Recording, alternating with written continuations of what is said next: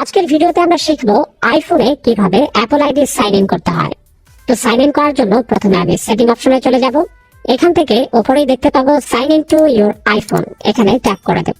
এখানে আমার ইমেলটি দিয়ে দিব। এরপর ইমেল দেওয়া হয়ে গেলে নেক্সটে ট্যাপ করব। নেক্সটে ট্যাপ করার পর এখানে পাসওয়ার্ড দিয়ে দেব। পাসওয়ার্ড দেওয়ার পর এখানে নেক্সটে ট্যাপ করব।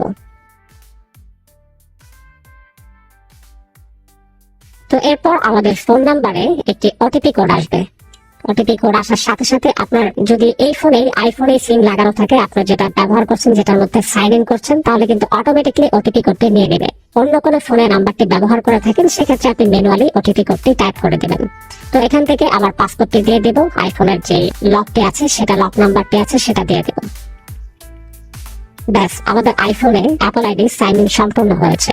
এখান থেকে আমরা যদি চাই সাফারির ডাটা এগুলো মার্জ করতে, সেক্ষেত্রে মার্জে ক্লিক করে দেব।